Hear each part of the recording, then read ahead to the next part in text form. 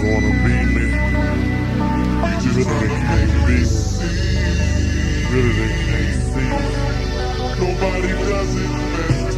I'm sitting here tripping, my mind is blocked. Nate Dogg just spit it, so it's time to concoct. No one can do it better like this two-man crew. They say we one-hitter quitters, now what y'all gonna do? Always into something, that's my name. Only out for money, hey, cause that's the game. People always ask me why I'm out for scratch. All who has the most is he who won the match. Always into something, that's my name. Only out for money, hey, cause that's the game. People always ask me why I'm out for scratch. He who has the most is he who won the match. Strike one, me and Nate Dogg is a match. Strike two, leave them standing still in their tracks. Strike three, you can call us 213. It's the L and the B that makes. What's up, y'all? This is SlabOGsTV. Subscribe to the channel. Today we got another pioneer in the game, but it's called scene in Houston. We got FlyRydes, Ernest here. You know what I'm saying? Introduce yourself and tell us where you're from. My name is Ernest. They call me Big E. I'm from Lakewood, north side of Houston. And tell us how it was coming up in Lakewood. Man, you know, hell, just another hood, you know. Was there any cars that you were seeing just coming up from over here on this northeast side?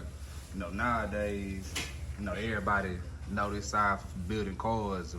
Do you know some of the, can you remember some of the names that was well, when I was younger, you know, we had Roosevelt.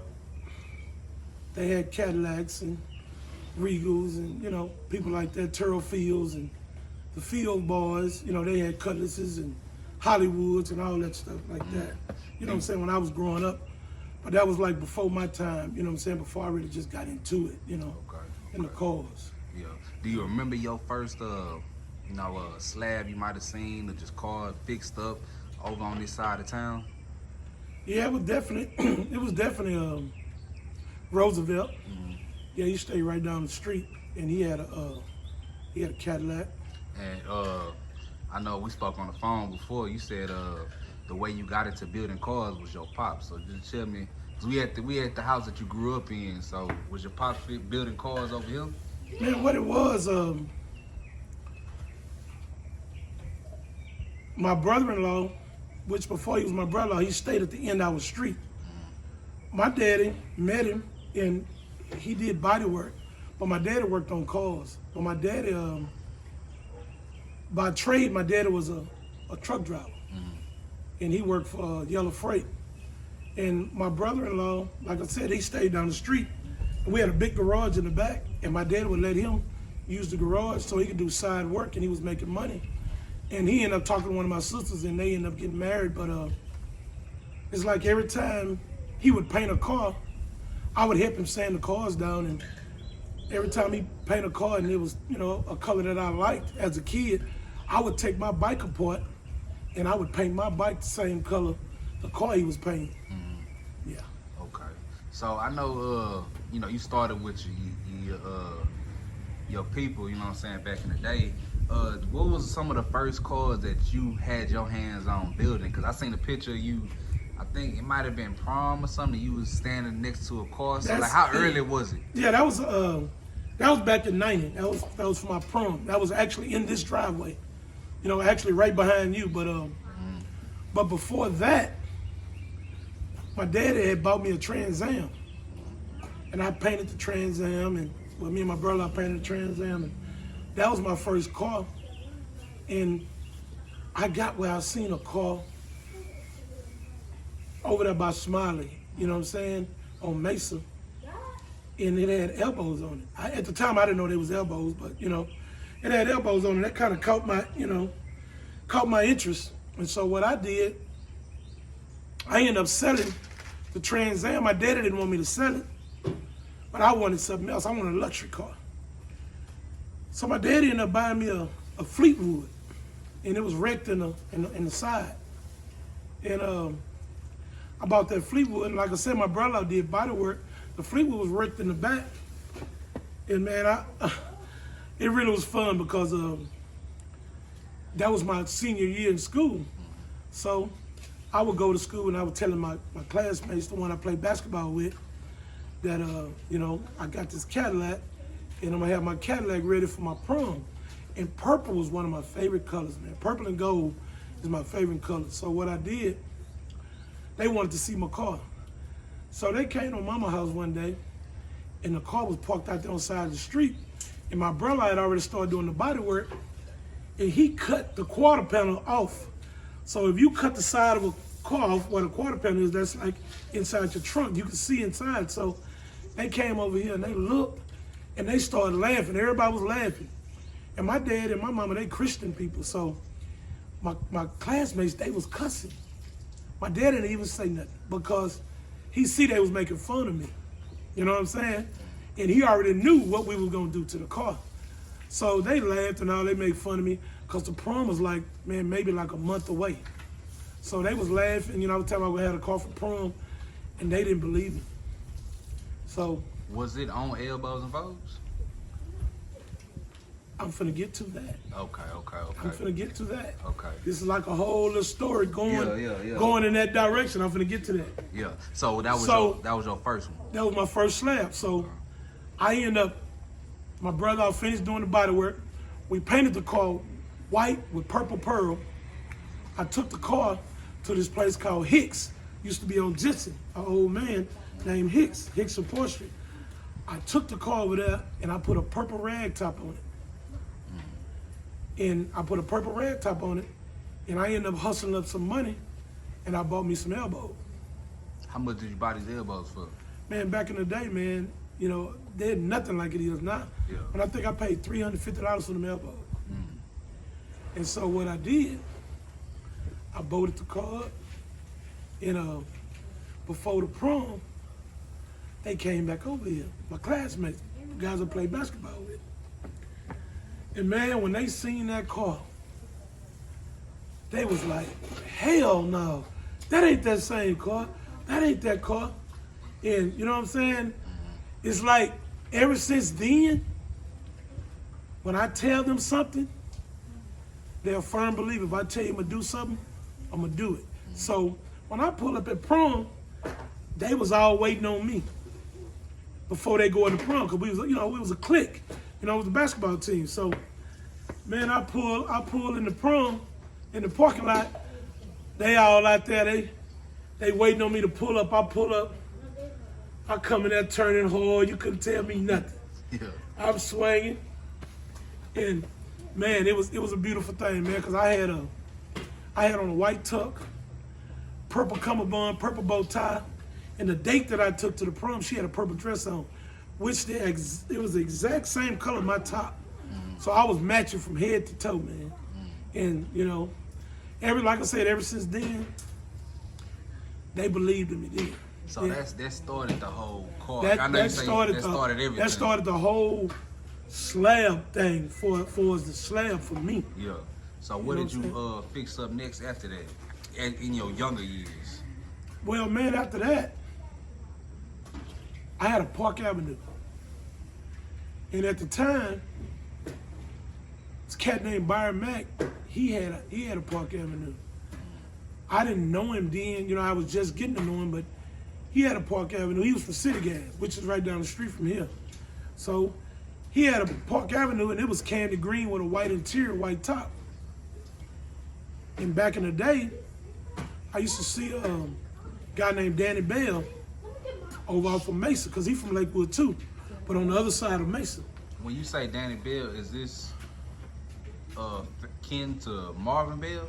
Exactly. Okay. Exactly. Them brothers. Okay. Yeah.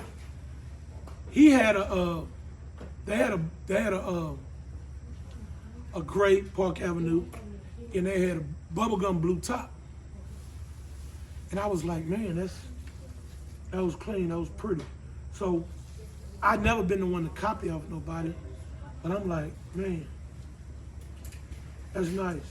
So what I did, I like bright colors. And like I told you, purple and gold is my favorite color. So I was like, you know what? I'm gonna do my car gray, yellow pearl, with a yellow top. My seats was gray with yellow piping. You know what I'm saying? So when I pulled that car out, man, I had their attention. Everybody had the different colored Park Avenues and all that, but it's like I stood out in the crowd. You know what I'm saying? And then it's like all the people down up and down Homestead that didn't know me, it's like they really learned to know me when I pulled that car out right there, that one right there, Okay. at 84 Park Avenue. Okay, and I know you just mentioned the name Byron Mack, and from what I hear back in the day, you know, when I ask people about on the north side who were the kings over here building cars, riding slab, it's either Ernest or Byron Mack. And for what I understand, y'all had kind of like not like a beef or nothing like that, but just a competition, friendly competition on building cars. And it was just like, when he pulled one out, you pull one out. When you pull one out, he pulled one out. And it's just, I was going back and forth. So tell me about that. Well, it was like this, you know what I'm saying? Like I said, when I pulled that Park Avenue out, that's when I started really getting to know different people, you know what I'm saying, other than the people that I was real close with at my school. So in the car scene, you know what I'm saying, I started meeting other people, and he was one of the main people that I met. And he was, you know, back in the day, in his time, you had to give it to him, you know what I'm saying?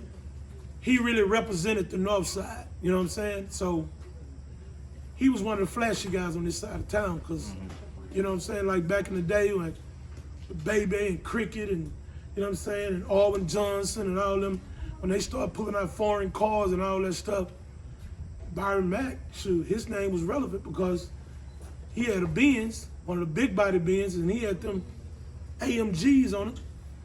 You know what I'm saying, the big flat AMGs, and man, the man was, you know, like I said, he represented the north side, and he was holding his own. And what was some of the main cars y'all was riding in during this specific time that you started pulling out?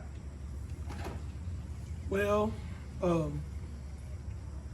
I had my, like I said, after that Park Avenue, I ended up getting a Jeep. Me and a couple of my other partners, we was into the Jeeps.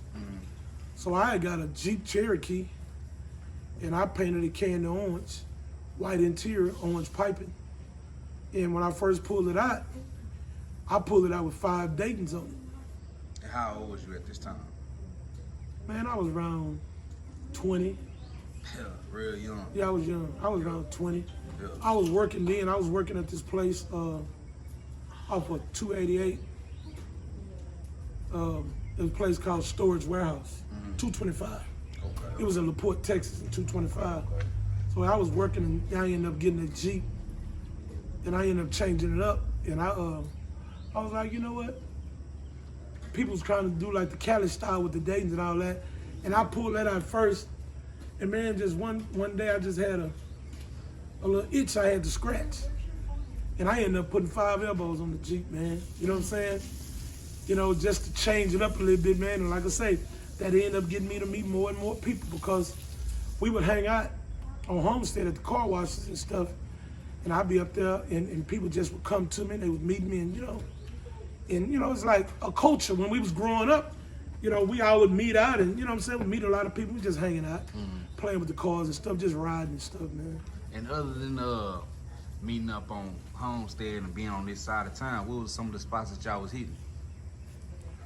Man, we would hit all the different clubs, you know what I'm saying? Like on the north side, we was going to Gucci's, we was going to Palladium, you know what I'm saying? We was just, all the spots where everybody was pulling up at, Y'all you know, was there. yeah. Like, man, we would meet at 2 pesos on 45 in Tidwell, and you know what I'm saying? It was, you know. And who was some of the people that you was riding with, you know, some of the names that, you know, the viewers might be familiar with, that when y'all pull out, y'all might meet at the car wash and go over there to 2 pesos or something, you know, what was who was some of the people? Like, what was they riding in? Well, I ended up doing a purple Regal. A purple Regal with a white top, white interior. And at that time, my brother had painted a guy I had met from Fontaine, out Centerwood Plaza, Chris Pettis. He had a color as my brother had painted. It was a real pretty color, man. it was kind of like it wasn't a burgundy. It was like kind of like a purplish. It wasn't purple like my car was, but it was in the purple family, and it was real pretty, man. We would all ride together, man. Was this Candy? Like, Yeah. was y'all riding No, it was Candy during this Candy. time? Yeah, most definitely. Okay.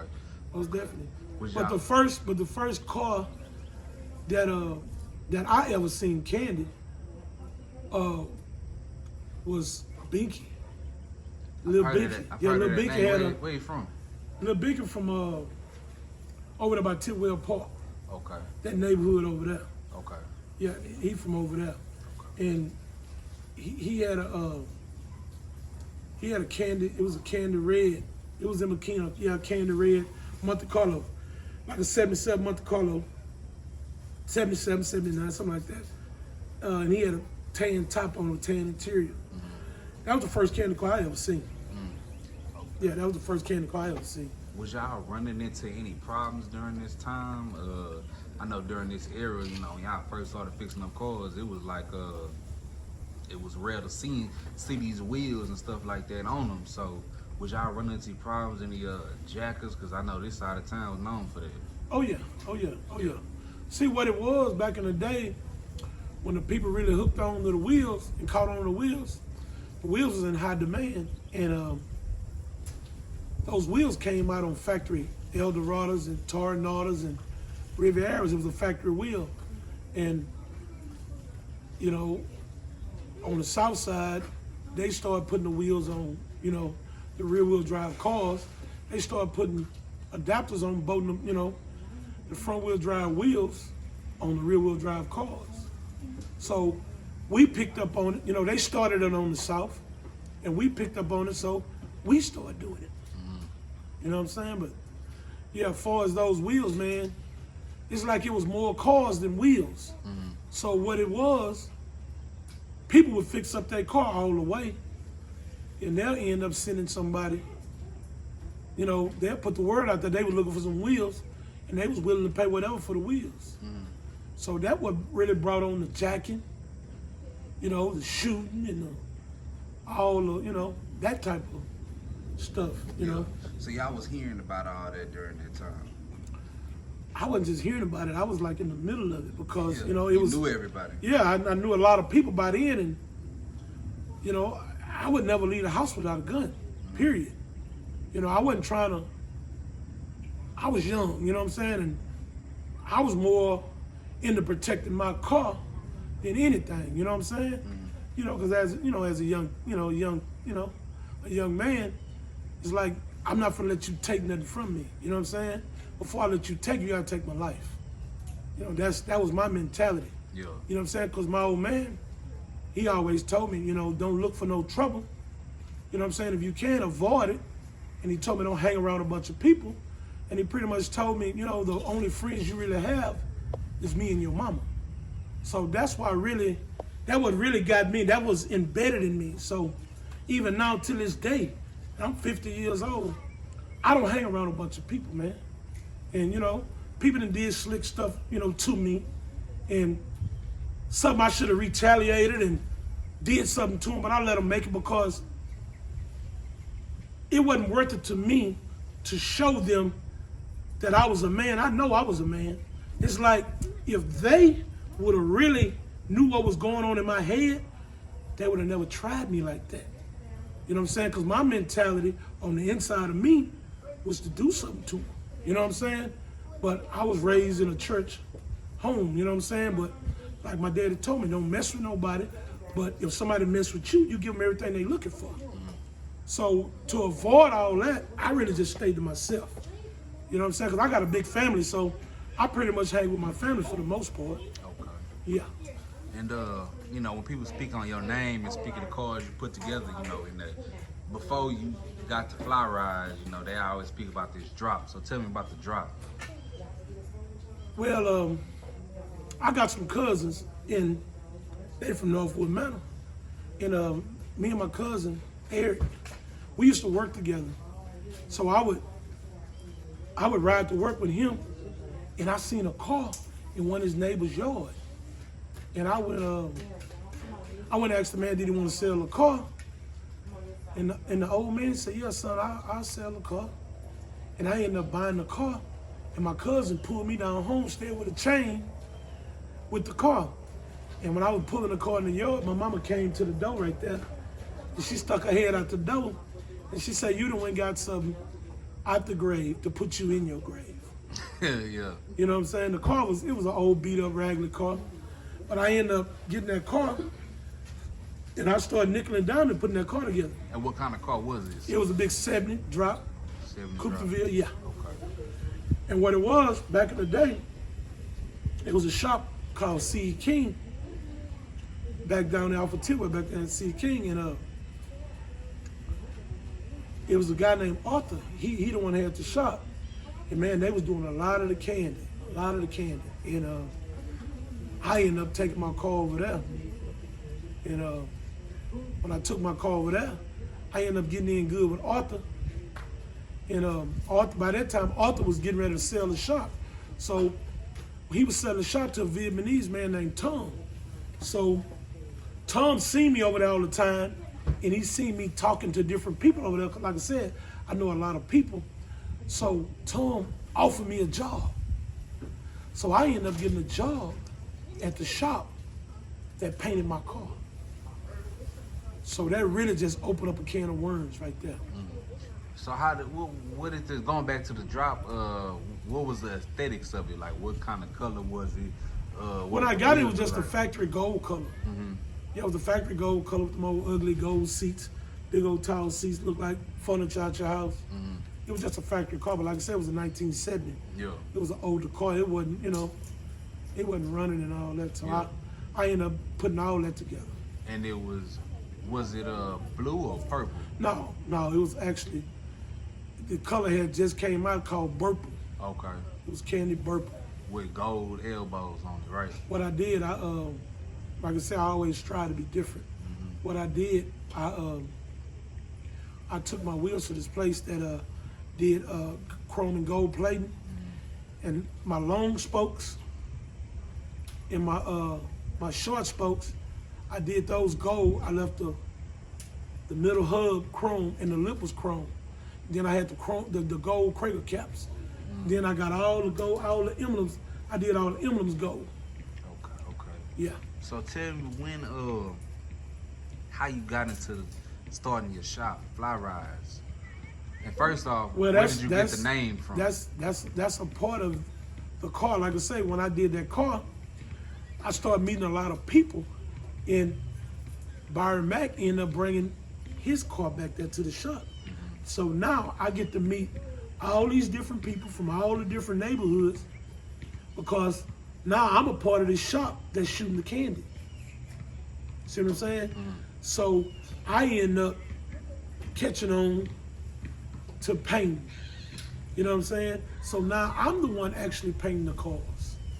But at the time, when I had my car purple, Byron Mack had an L-Dog, a 75 L-Dog, that he took out on West Park. And it was a white guy that had, I think it was called Street Dreams. Yeah. White boy named Guy. Back then, you could get a candy paint job for $2,000. That's when the stuff was cheap, material and everything was cheap. But Guy, he put that candy red on that boss hog.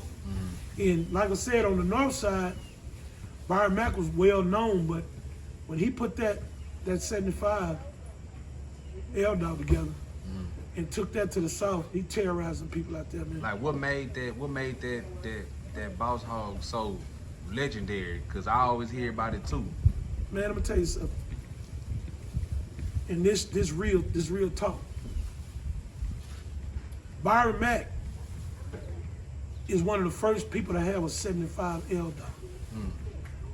All the people after that, they was inspired by that car from that guy right there, Byron Mack, City Gas. I'm telling you, he was the man over here, man. Yeah. He was the man over here. Yeah. You know what I'm saying? But he was in the streets, you know what I'm saying? He had money, he was making money, you know what I'm saying?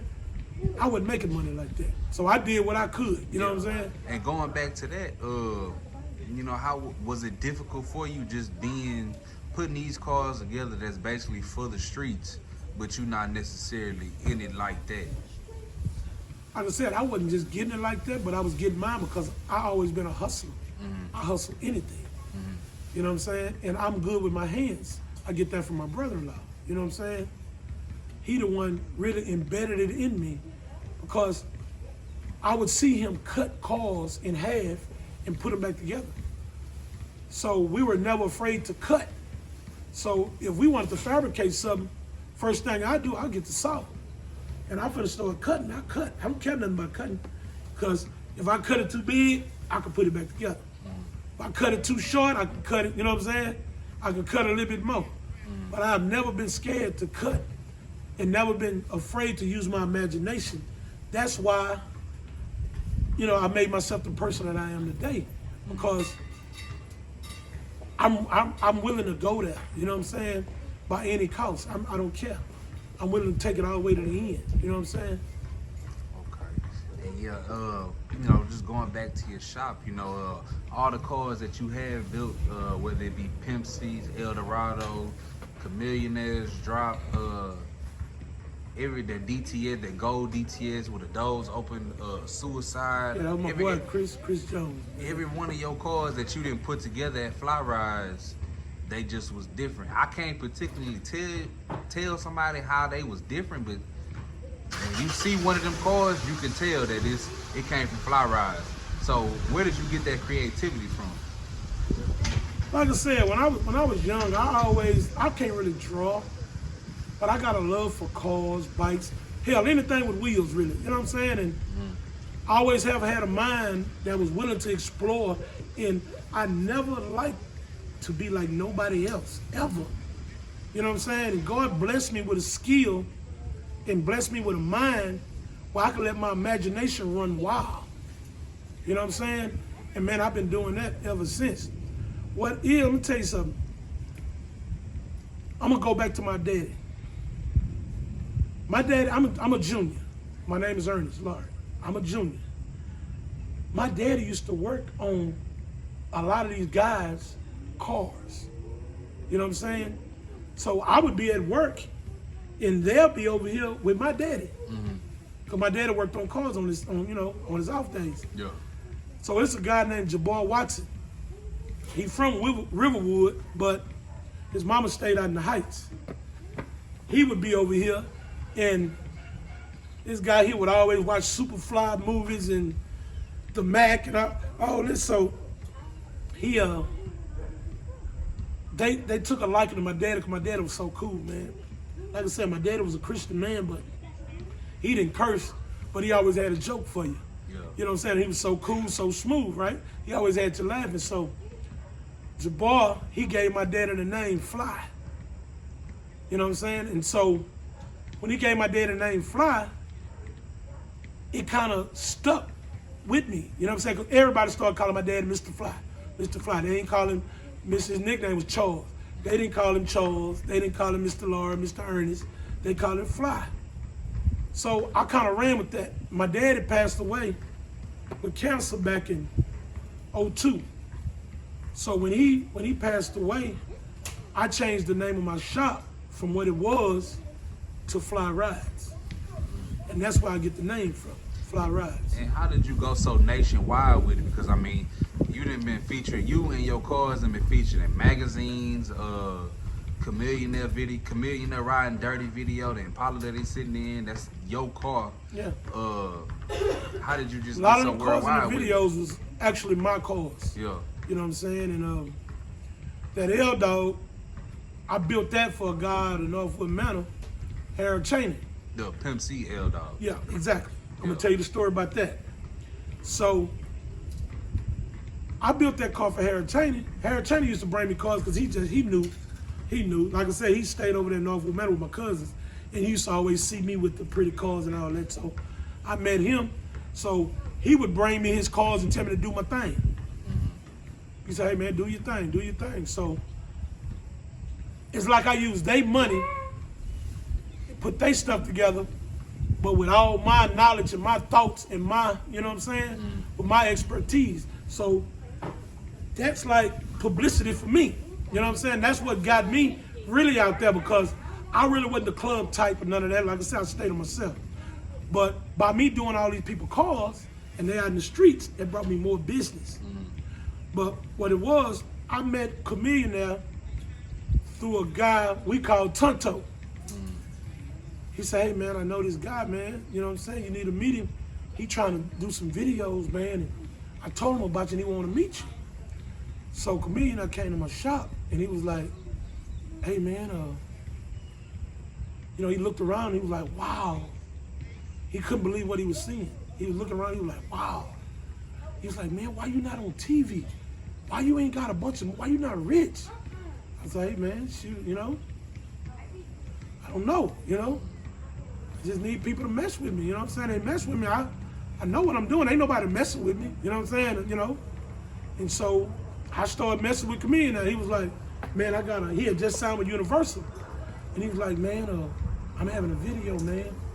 And can you bring me some cars out? I said, yeah, I'll bring some cars out. And I said it so quick and smooth until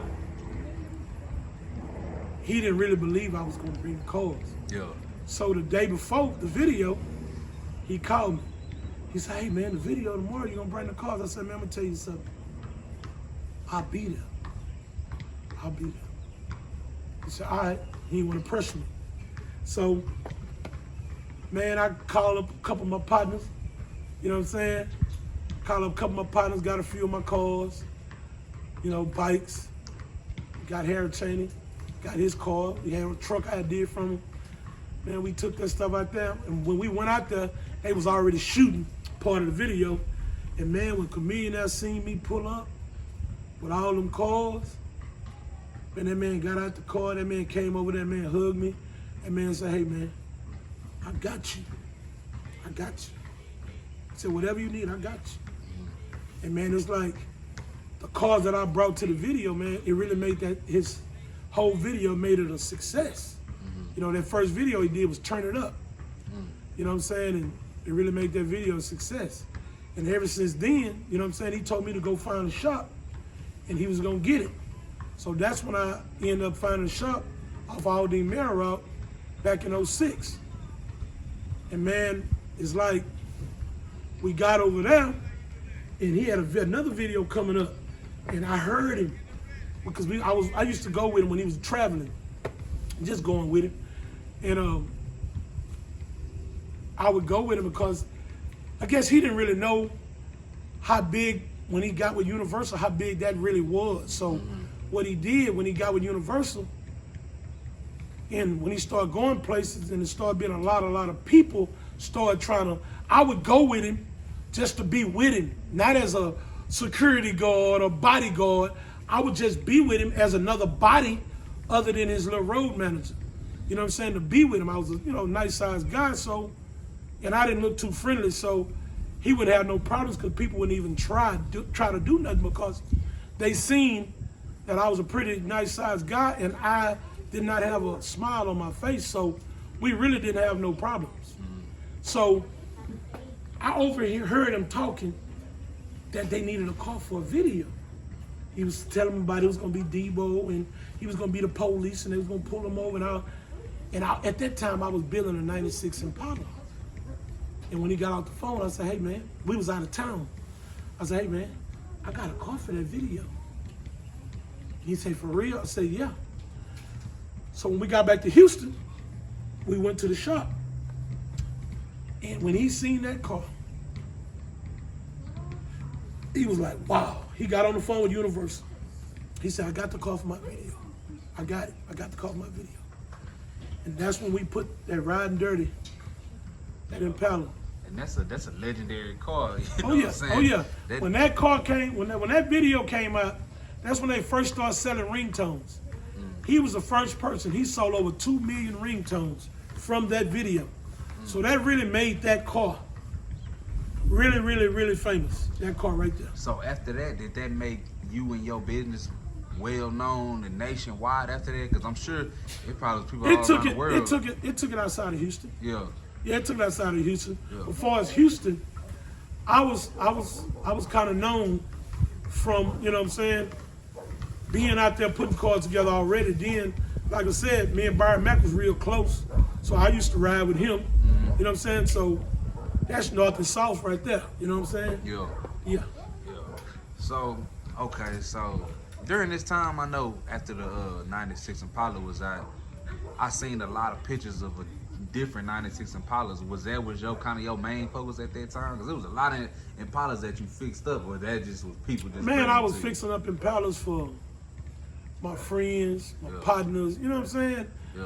Different people from different neighborhoods, Fat Mike, you know what I'm saying? May he rest in peace. You know what I'm saying? A lot of different people. I was building Impalas. One of my partners, Jose, you know what I'm saying? I built one for him.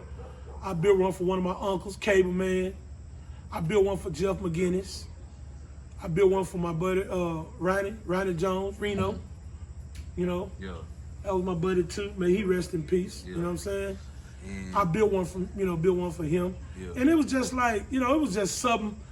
I was using my creativity in more than one way. I was showing people that I was versatile. But they was all nice cars. You could tell they was done by the same person, but was none of them alike. They was all different in their own way. I think, And that's just the way I like to do stuff, period. yeah, I think you could tell by they was all done by the same person. Just the simple fact that they was so clean and so hard. So, you riding in these cars and then you fixing up these cars at the same time.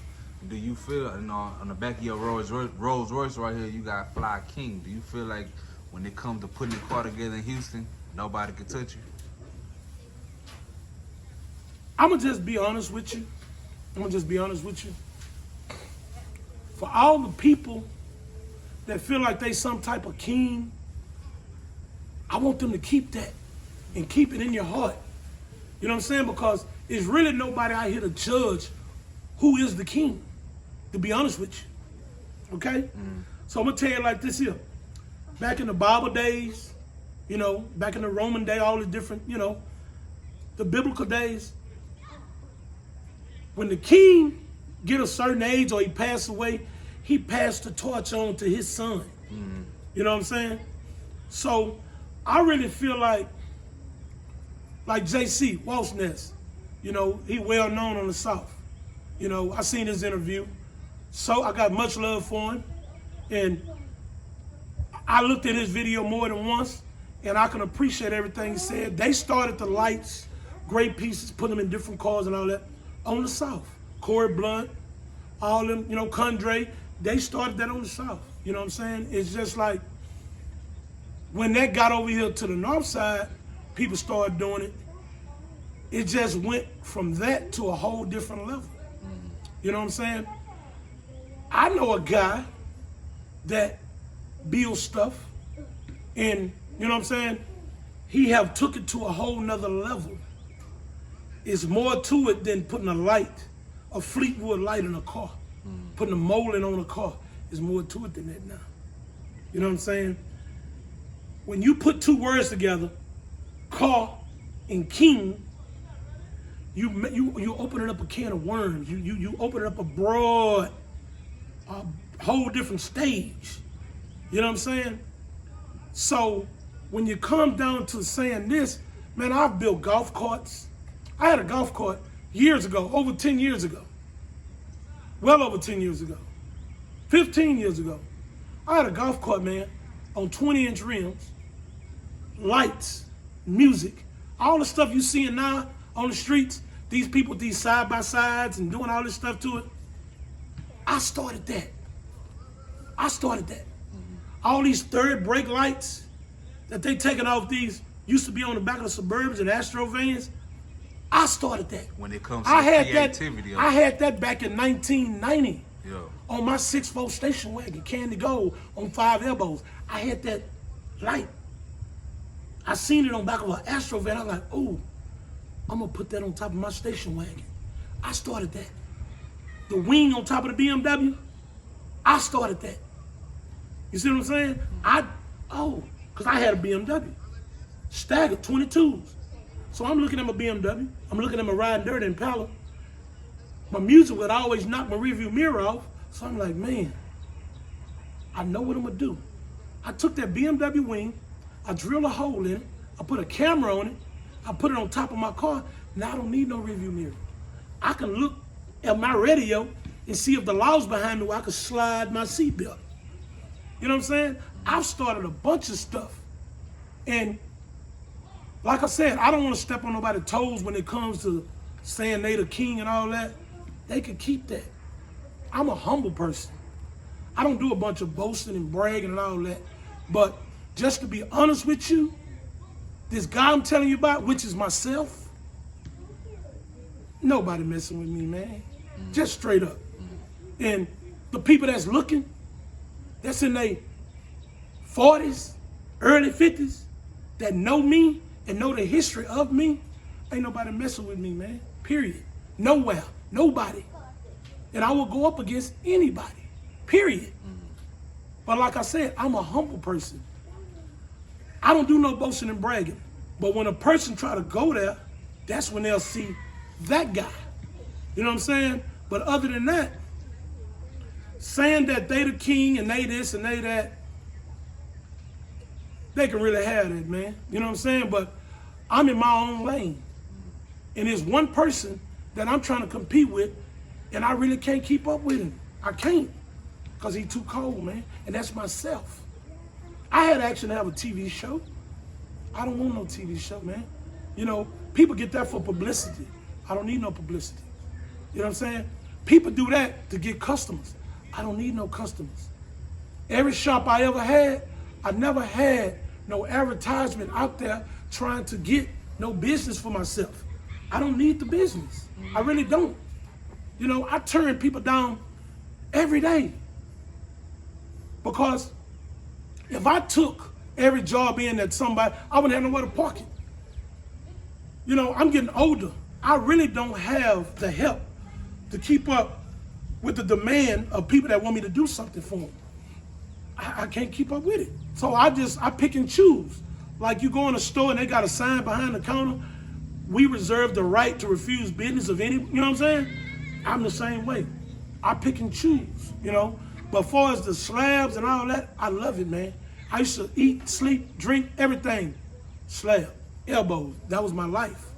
But as an older man now, and I got kids and all that, it's a whole different ball game now. You got people that don't know me, these youngsters that don't know me, and they have no respect for their elders. So that's why I kind of bagged away from elbows, because the average person that's riding on wheels, they really like some, you know, they certain type of a group of people. And it's really youngsters now. So, and they have no respect for themselves. So they really don't have no respect for older people or the OGs of the game. So it's just like right now. I'm putting together a car that ain't nobody seen, that's gonna kill everything. And soon I put it together, I'm gonna sell it. I don't even want it. Because if I pull out on a Sunday, beautiful day like today, me and my wife and my baby, and we rolling, and one of these youngsters pull up to me and they wanna swing their long wheels, you know what I'm saying? I get out the car, you know what I'm saying, upset about them hitting my car or something. They wanna pull a pistol. Now I gotta kill somebody's child, because I'm not gonna let you play with me. You know what I'm saying? I'm not gonna let you play with me. I'm not a violent person, but I'm not gonna let no harm come to me or mine. So I avoid trouble at any cost. I stay away from that. I like it. It's cool. It's unique. You know what I'm saying? But I just kind of backed away from that. So what do you think about people that's building the slabs right now? Like, have you seen any cars that's out on the streets right now? Oh yeah, I see them all the time. Yeah, I just built one for Byron Mack cousin, which was a close friend of mine. D.D. Mack? D.D. Mack. Yeah. Yeah. When he got out of jail, he was telling me the story when he was in jail. He was telling people, yeah, when I get out of there, he build me a car. This nigga, he don't build no cars no more. He said he gonna build mine. If he don't build mine, I ain't riding elbows. You know what I'm saying? And so when he got out and he told me that, you already know what I had to do. Yeah. And tell He's one of my childhood friends, you know what I'm saying? I had to build it for him, you know what I'm saying? Tell the viewers what kind of car it was, what color did you do it, how'd you do the inside? I did Didi bought a CT6, and I did it the drink color. You know what I'm saying? Him and my brother Ralph, City Gas, you know what I'm saying? All these guys I grew up with. Yeah. They was under me, but these were people that looked up to me when they was coming up. You know what I'm saying? I did cars for Ralph and I did cars for DD. You know what I'm saying? Like I said, we pretty much in the same hood, down one long street. You get off 16, you're gonna get city gas. You go through city gas, you're gonna get to Lakewood. Everybody familiar with Lakewood. Lakewood is, well, Lakewood Church, Joel Osteen, John Osteen, you know what I'm saying? This is the neighborhood. And Lakewood Church started in city gas, which is all this area. So, yeah, you know what I'm saying? But I built that car for Didi, and ain't no CT6 messing with him. You know what I'm saying? I put on the back of the trunk, I ghosted in the back of the trunk, I put the FlyRydes emblem, and up under it, I put Born to Mac. You know what I'm saying? Because his name is Mac. You know what I'm saying? Just give these suckers something to see. But all this paint interior pieces where it was wood and all that, I started that. Yeah. These steering wheels, when you couldn't get a wood grain and all that, I fiberglassed these steering wheels with the airbag in them and candid the steering wheel. I started that. Man. So what is some of your top cars that you feel like you done did to where you felt like this the ultimate, you know, the ones that you didn't build? Man, let me tell you something. This is another thing why can't nobody really compete with me. You know, if they looking and they listen, I want them to understand this. Okay, just like JC. JC and his partners, they was building cars out there on Club. They was building cars, him and his partner. Just say he had 20 partners. Just say all his partners had 2-3 cars apiece. Add that up, okay? Good. This is my point. This is what I need them to understand. I had a shop. So by me having a shop, I'm painting people cars in neighborhoods. Okay? So it's not my money. It's their money. But they tell me they color, and I take it from there. So my point is this. All these neighborhoods, I done painted cars in Riverwood, Northwood Manor, City Gas, Lakewood, Acres Home, the Heights, West Ends. Man, you name it. I painted cars all in Austin. I painted cars in Dallas, Louisiana. You know what I'm saying? I got cars all in St. Louis, Missouri. If you sit here and ask me how many cars I've done, man, I couldn't even tell you to save my life. Would it be over 100? Man, over 200. Man, I'm 50 years old. I've been doing this stuff since I was 20. I'm 50 years old. You do the math. So how can they compete with that? And they was building slabs and lowriders. Nigga, I build slabs, muscle cars, motorcycles, everything you can think of, golf carts, whatever. I build it. And even now, I know that you building a Rick Ross bike. You know, just man, you so right. You building Rick Ross bike right now as we speak. Yes. This man wanted me to. This man wanted me to come to Promised Land to get some money to build him a trike. And what I told him, I said, hey, I'll tell you what. I was already building my trike because I just built a trike for one of my good friends at the Turkey Leg Hut for his wife. So Rick Ross seen that and asked him, hey man, who built, your wife trike? And Lynn said, hey man, I told you, Ernest, man. Ernest, ain't nobody messing with him. He the man. So Rick Ross say, okay, well I want him to build me a trike. See, Powerhouse was supposed to build him a trike, but they ended up spitting another trike out real quick and painted it blue and white, which is the same color Rick Ross wanted his trike. You know what I'm saying? For Caprice Boo. And Rick Ross got mad and didn't want to fool with them no more. You know what I'm saying? Because they were supposed to be building them trike, which I'm glad. So it gave me the opportunity to show the world what I can do. You know what I'm saying? Even though a lot of people already know, but now it gives me a chance to be on a bigger stage. You know what I'm saying? So he wanted me to come down there and get some money. And I'm like, no, I don't need no money. I'm already building my trike. And what I'll do is, I'll just let you get my trike. And I'll just do my trike the way you want your trike done. You know what I'm saying? He got Bel Air blue. So I'm gonna build him a Bel Air trike. So what I said, you know what? I'm gonna let him get my trike. So he was like, send me some pictures. So I sent him pictures of how my trike was. He sent me back a thumbs up. He said, let's roll with it. So he having a big car show in May at the Promised Land at his house. So that's where I'm gonna unveil his trike. I'm not sending no pictures, ain't nothing on no Instagram, no social media. He will see it when I go to his house. And that's gonna really let these people around here putting elbows on the car, that's gonna let them know who is the real king. This license plate ain't on this car for nothing. On this Rolls Royce. You sure right. This is a Rolls Royce that's sitting behind him. You right. Yeah. And guess what? For you people that's looking, no, I'm not rich. No, I've never sold drugs in my life. I don't know how to sell drugs. All I ever did was hustle. I hustle. That's how I got this car. I hustle. See, people think when you say hustle, a hustler, it's a drug dealer, or you robbing. You know what I'm saying? Or you killing people, you doing something. Never did it. Never wanted to do it. Never. It don't take that. When you a hustler, you hustle anything. And that's what I've done in this car game. You know what I'm saying? So they don't have to like me, but you will respect what I'm doing in these streets. And like I said, I'm a humble person. I ain't got nothing negative to say about nobody. But when you come to me and try to judge and try to put me, you know, pretty much like putting my back against the wall to try to put this stuff in perspective, to try to see who's who and what's what, I'm the man. Period. Anybody that see this, that feel like they want to go against me to do something, get your bag ready.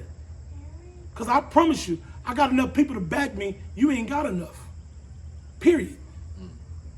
But at the end of the day, I don't want no smoke. What is that going to prove? I know who I am and what I am. And to me, the stuff that was done in the past really don't even matter. It's what you're doing now in the present. Man, before we get up out of here, you name your top 5 slabs of all time? Man, to be honest with you, you want me to sit here and name you 5 slabs? Yeah. That's just like, let let me tell you something. That's just like a woman that got about 6 or 7 kids, and you ask her in front of her kids, which one of these kids you like the best? You know what she gonna say? All of them. Because they all came from her. Yeah. Same thing with these cars. I can't tell you which one the best, because they all came from me. Yeah. All of them was different bad dreams I had. You know what I'm saying? So I can't put it together like, oh, this one or that one. I can't. I just know I done left some footprints in the sand in this car world. Period. When I'm dead and gone, they still gonna be screaming my name, Mr. Lowry. Yeah, right. that's what it say on my shirt. Yeah. You see what it say? Yeah. Mr. Lowry, that's me. Yeah. And on this side, for those that don't know, that's a crown. And this say the King of Slab. This shirt was made, man, I'm telling you, in 06. 06. 16 years ago. Yeah, 16 years ago. Yeah. Yeah, man, y'all heard it first. Let them know how they can get at you about building cars, but you gotta have your bag ready. You better have it ready. Yeah. Because guess what? These youngsters out here, they not no punk.